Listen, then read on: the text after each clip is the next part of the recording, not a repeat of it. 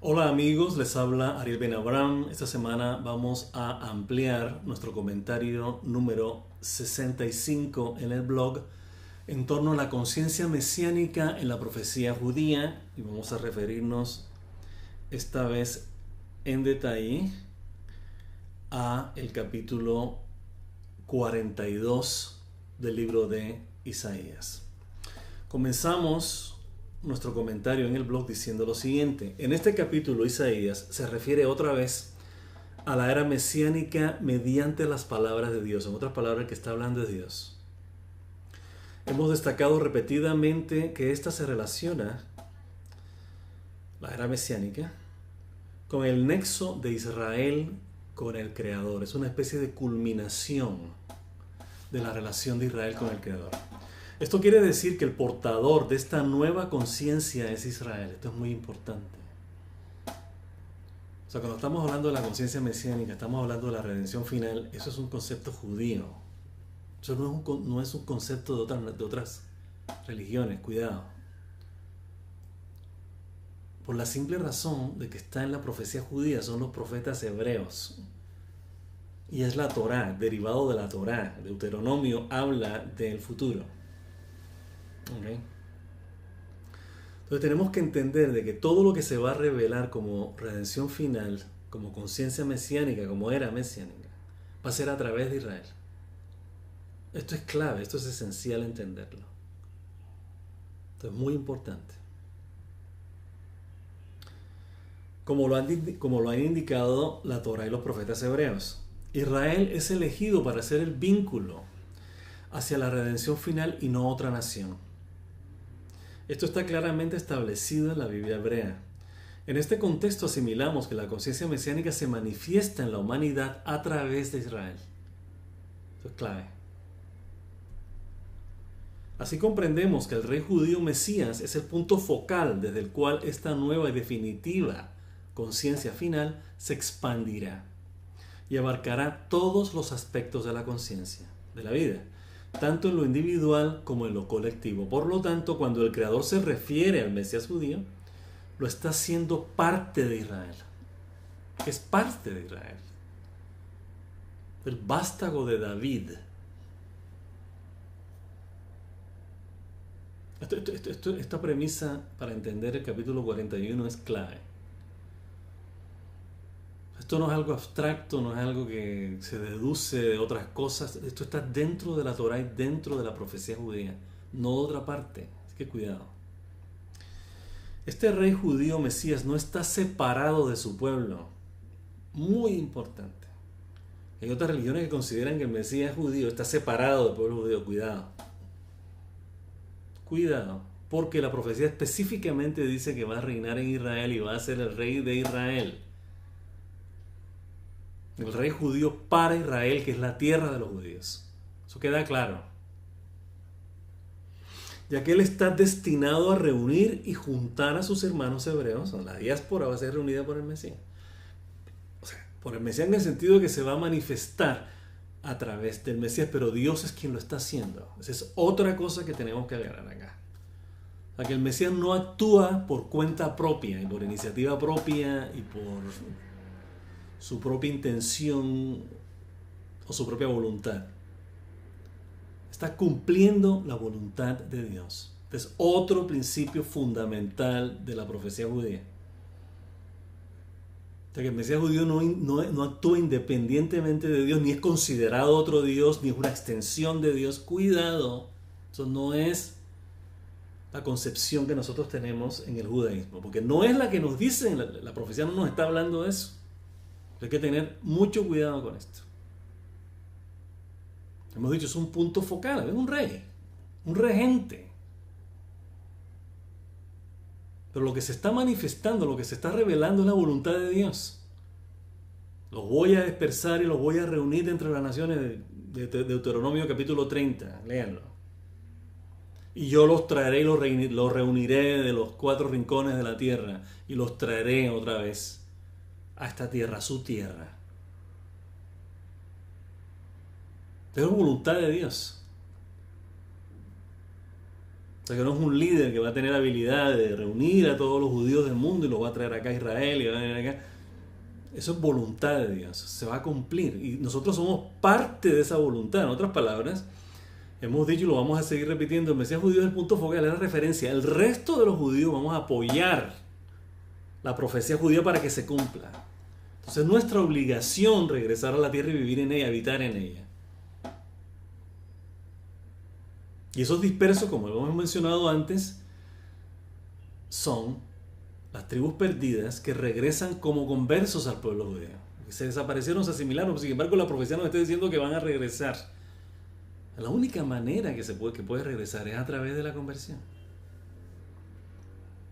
Hasta que cuando la voluntad de Dios se manifieste plenamente en la era mesiánica, vamos a ver de qué tribu somos cada uno.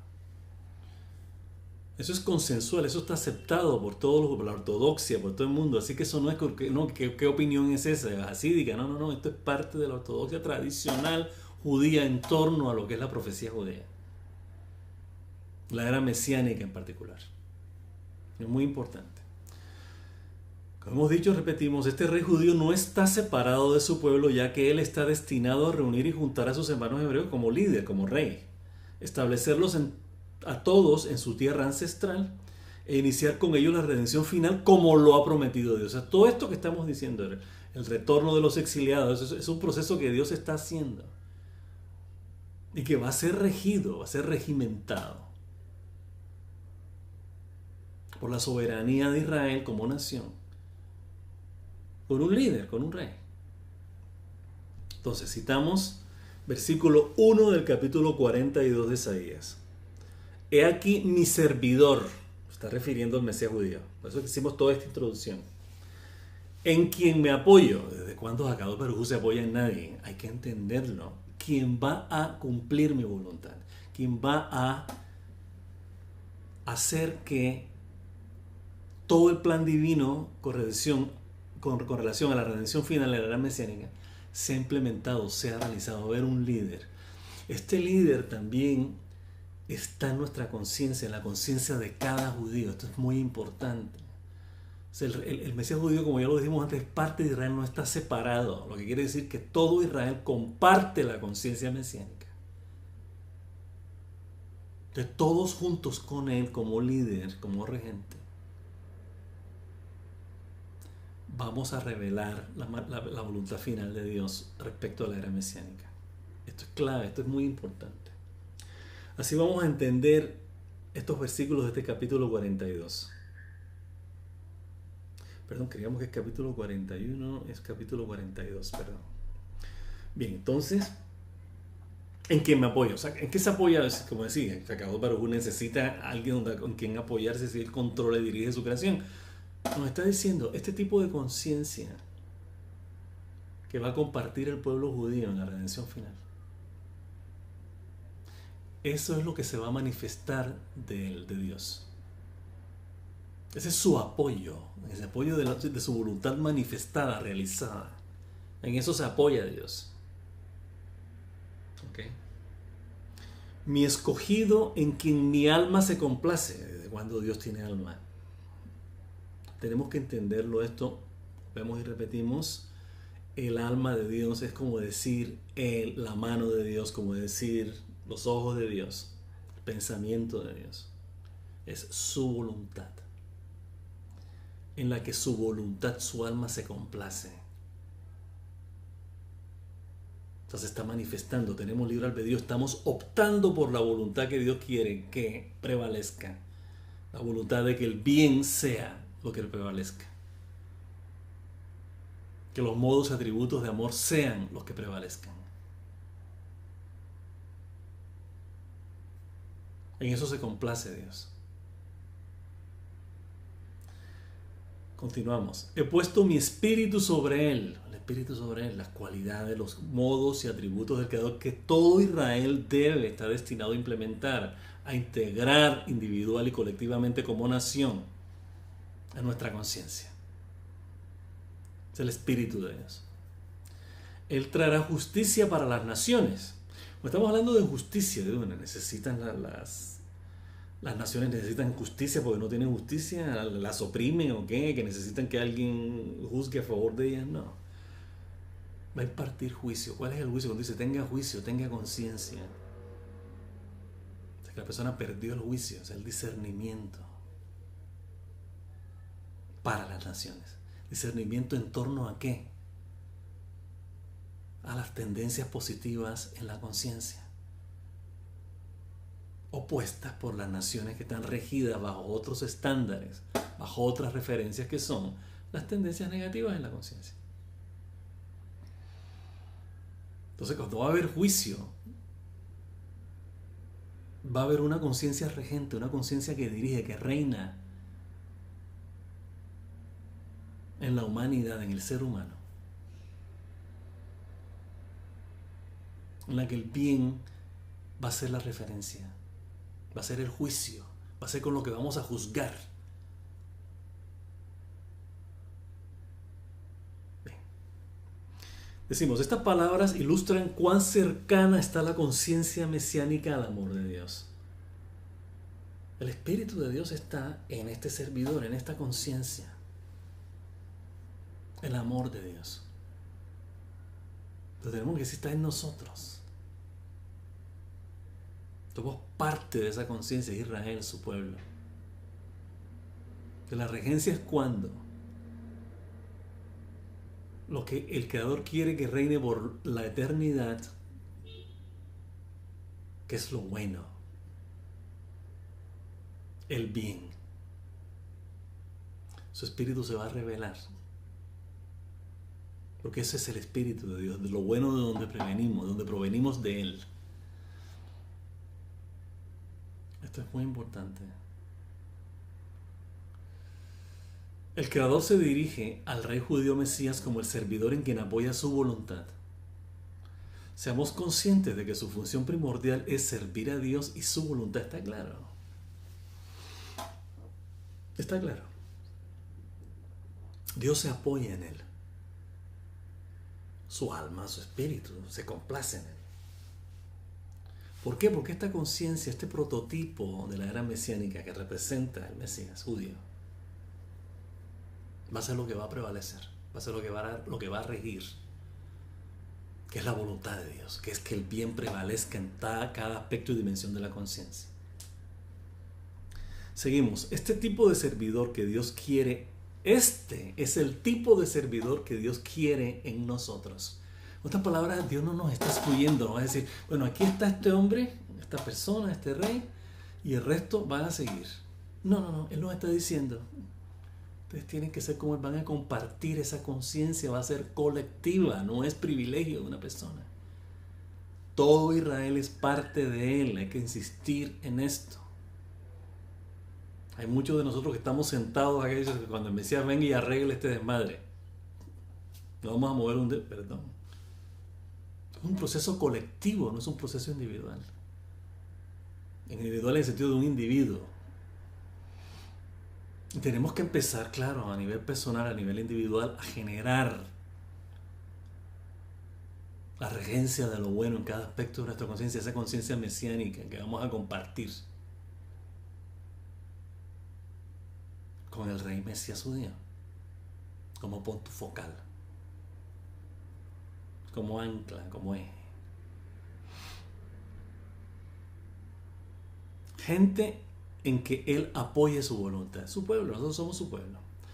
Así como fue acordado en el pacto entre Israel y Dios. Que esto viene de la Torah, esto no es nuevo. Ojo, Dios nos escogió, nos sacó de Egipto para ser su pueblo y para hacer luz para las naciones. La era mesiánica, es la culminación de este mandamiento de Dios, de este plan de Dios, de esta voluntad de Dios. Entendámoslo así. El Creador elige a Israel como el socio para cumplir su voluntad en el mundo material. Está claro, en la Torah está clarísimo. Israel es el pueblo escogido. De allí que nos acepte como su pueblo deseado, Am Segula, a quienes ha bendecido y en quienes ha puesto su espíritu. El espíritu que he puesto dentro de ti y en tu boca no se apartará de tu boca ni de la boca de los hijos de tus hijos, de tus hijos, de aquí a la eternidad. Aquí está. Eso de Isaías también.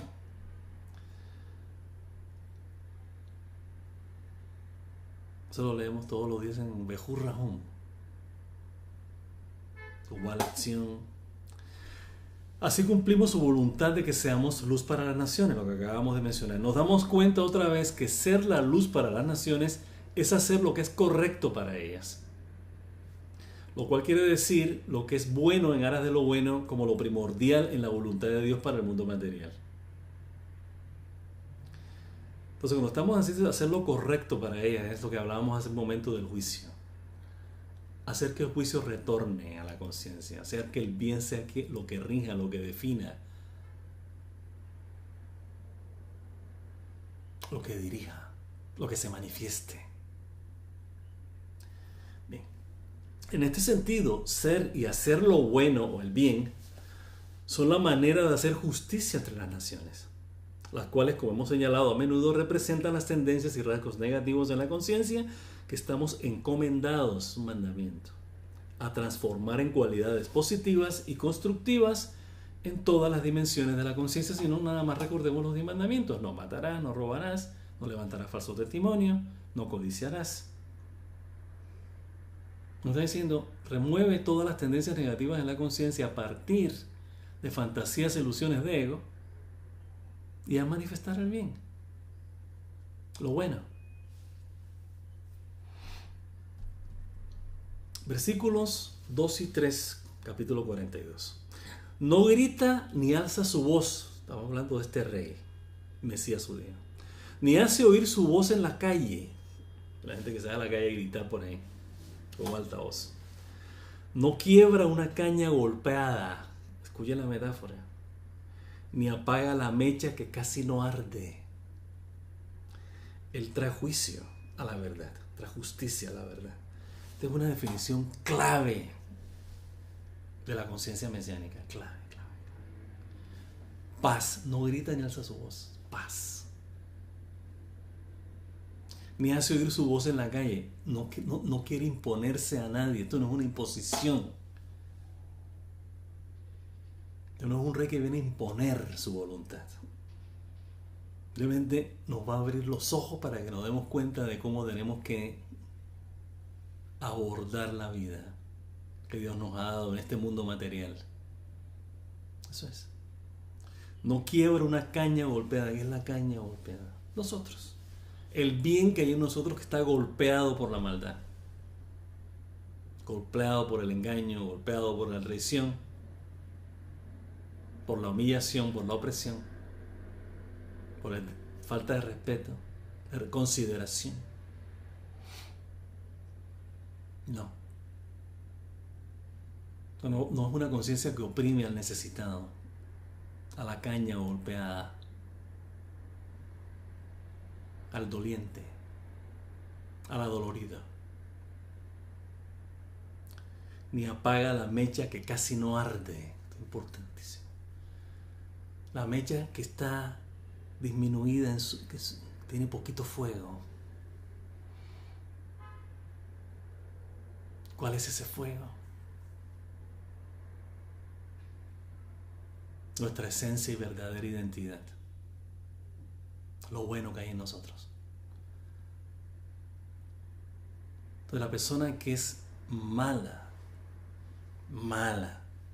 que tiene su mechita chiquitita de amor, del amor de Dios del cual fue hecho, creado. Esta conciencia de amor la va a revivir, no la va a apagar, la va a redimir. Entonces, todos aquellos que hemos estado en las tendencias negativas de la conciencia, que hemos padecido la aflicción, el dolor, la destrucción, y que hemos visto el fuego de nuestra mecha casi apagado, este amor de Dios revelado a través de esta conciencia mesiánica nos va a revivir. Esa mecha va a iluminarse y a su vez va a destruir lo que es negativo, lo que la ha mantenido apagada, casi apagada. Entonces es clave. Él trae justicia a la verdad, o sea, hace que la verdad prevalezca. La verdad, ¿qué es la verdad? Ya lo hemos repetido miles de veces, lo vamos a seguir repitiendo cada vez que aparece en el texto. La idea de la justicia es hacer prevalecer la verdad. Cuando hay un juicio es prevalecer la verdad. Con el fin de que el bien, que es la verdad, sea lo que prevalezca. Entonces, ¿qué pasa? El que hizo el mal va a la cárcel o es sentenciado. Eso es hacer justicia, hacer que la verdad prevalezca. Pero en este caso, ¿qué es la verdad? El bien, lo bueno. Para eso es justicia, para hacer prevalecer el bien como verdad absoluta en nuestra conciencia. Ampliamos acá diciendo, esta nueva conciencia trascendental afronta la vida solamente por y a través de los rasgos positivos en aras de lo bueno. De allí que sea innecesario gritarlo, ser arrogante al comunicar lo bueno inherente a los modos y atributos de amor. El amor se defiende, se sostiene por sí solo, no hay que estar gritándolo a los cuatro vientos. La mejor manera que se sostiene es haciéndolo, no diciéndolo. Al permitir que estos, los modos y atributos de amor, conduzcan nuestro discernimiento, pensamiento, mente, emociones, sentimientos e instintos, su expresión y resultados serán también positivos, causa y efecto. Entonces deducimos que la violencia y la crueldad no son parte de los atributos de amor, ya que estos son los medios para hacer prevalecer lo bueno, los modos y atributos de amor, como la verdad de la que se espera sea el resultado de la justicia. Así comprendemos el significado de traer justicia a la verdad, ya que la verdad proviene de lo bueno, mientras que lo falso proviene de lo malo. Una fácil conclusión. Versículos 4 y 5. Él no se debilita ni desmaya hasta que establezca justicia en la tierra, y las islas esperan esta ley con esperanza. Así dice Dios el Eterno, que creó los cielos y los expandió, que afirma la tierra y todo lo que de ella brota, que da aliento al pueblo que hay en ella y espíritu a los que por ella andan. Es un reconocimiento de que Dios sustenta y ama y sustenta su creación con su amor. Creó los cielos y los expandió, que afirma la tierra y todo lo que de ella brota, que da aliento al pueblo que hay en ella, al espíritu por los que ella andan. Nuestra vida, el aire que respiramos.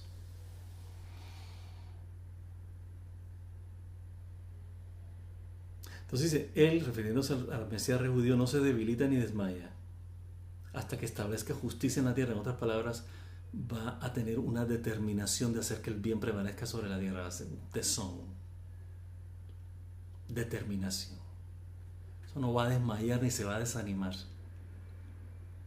O sea, va a ser una conciencia en la que, como hemos dicho, no va a haber nada negativo que atente contra ella, que ponga duda, que ponga temor, que vacilación, indiferencia, desánimo, cansancio. No. Porque es la conciencia que va a prevalecer por toda una eternidad. Ojo, recuérdenlo. Entonces tiene que ser fuerte, porque va a prevalecer. Entonces ya esta conciencia representada por el rey Mesías judío viene ya libre de todo lo negativo, como hemos visto. Y la va a compartir con nosotros. Vamos a aprender, vamos a adquirir, vamos a asimilar esa conciencia. Hasta que establezca justicia en la tierra y las islas esperan esta ley con esperanza. Y la gente que está aislada, la gente que se ha separado, que viven solos, separados, lejos de todo lo malo que hay. Están esperando la redención. Son las islas que se van a regocijar. En este caso no estamos hablando de Groenlandia, ni estamos hablando de una isla en particular. Decimos acá, ser y manifestar verdad no debería herirnos o perjudicarnos cuando queremos hacerla prevalecer, porque la verdad se defiende sola. No necesita abogados ni simpatizantes, ni adeptos, tal como ocurre con el sol y el aire. Están ahí. Necesita adeptos el sol, adeptos el aire. La verdad no lo necesita, nosotros la necesitamos. El bien lo necesitamos. Esa es la verdad. La verdad es el bien que necesitamos. Lo bueno. De los modos y atributos de amor como expresión material del amor de Dios. Dios nos recuerda esto para hacernos conscientes que mientras caminemos en la verdad que Él ha establecido como nuestra manera de vivir el bien, estaremos exentos de vivir bajo el dominio negativo de las tendencias y rasgos negativos. Al establecernos en la verdad, la justicia es cumplida. El bien se manifiesta. Aquellos de nosotros que nos aislamos mientras buscamos la verdad como lo bueno que queremos que reine en nuestra conciencia individual y colectiva, somos las islas que esperan esta ley con esperanza. Lo bueno es la ley que Dios, el bien es la ley que Dios impartió en su creación. Y la conciencia mesiánica establece esta ley como un decreto divino. Y vamos a citar al Génesis capítulo 1, versículo 2. Así dice Dios el Eterno que creó los cielos y los expandió. De allí comprendemos lo que nuestros sabios dicen cuando explican que lo bueno, como lo es la conciencia mesiánica, es el Espíritu de Dios que estaba sobre la faz de las aguas. Génesis capítulo 1, versículo 2. Y el Espíritu de Dios estaba sobre la faz de las aguas, de la confusión que hay. Rashi, otro comentarista, dice que la primera referencia de la conciencia mesiánica es esta: el Espíritu de Dios que está en la conciencia mesiánica. Regresamos al profeta, versículos 6 y 7. Yo, el Eterno, en justicia te he llamado. Te sostengo tu mano y te sustento. Y te pongo como pacto de un pueblo. Estamos hablando de Akadosh Baruj Hu, refiriéndose obviamente a Israel, a Israel. Te he llamado, te he elegido, te sostengo tu mano y te sustento. Y te pongo como pacto de un pueblo y como luz para las naciones. Está hablando de Israel. Por eso hemos dicho antes que este capítulo se refiere a la conciencia mesiánica como un colectivo que es parte de Israel. Cuando posteriormente se va a referir al Cordero, está hablando de Jacob, está hablando de Israel como pueblo, el pueblo que ha sido perseguido a través de la historia, pero que está destinado a prevalecer. Así es como tenemos que entender la conciencia mesiánica. Íntimamente es parte del pueblo judío, se va a manifestar a través del pueblo judío que va a tener un rey. Aquí está claro. Yo, el Eterno, en justicia te he llamado, te sostengo tu mano y te sustento. Te sostengo tu mano y te sustento. Yo te pongo como pacto de un pueblo. Aquí está. Y como luz para las naciones. Porque para que abras los ojos de los ciegos, para que saques de la prisión al cautivo y de la casa que retiene a los sentados en las tinieblas. Interesante cuando hacemos la tefilá todos los días, los rezos judíos, que abre los ojos de los ciegos, sostiene a los que caen, desata a los atados. Y cumple su promesa para los que duermen en el polvo, la oscuridad. Es Dios, nuestro Redentor, el Dios de Israel, el Creador. Esto es muy importante. Hemos dicho, por eso hicimos este preámbulo en este capítulo, enfatizándolo. Dios nos llama en aras de la rectitud, sostiene nuestra mano y nos sustenta, porque la rectitud es parte de Él, lo que es derecho, lo que es verdadero, lo que es lo bueno. Por ello, esta es un nexo común, la rectitud es un nexo común con Él, que Él estableció para nosotros, como el regalo que es el pacto con Israel para transformar la conciencia colectiva de la humanidad. Luz para las naciones. La rectitud que llamamos lo bueno, el bien, es lo que nos abre los ojos tras la ceguera, el cautiverio y las restricciones de las fantasías e ilusiones de ego y las tendencias y rasgos negativos que llamamos tinieblas, con nuestra muerte. Vamos a resucitar ahí. Bien, entonces con esto terminamos nuestra ampliación de este comentario número 65 en torno a la conciencia mesiánica en la profecía judía. Les deseamos que pasen un resto de semana muy, pero muy feliz. Shabbat Shalom y hasta la próxima.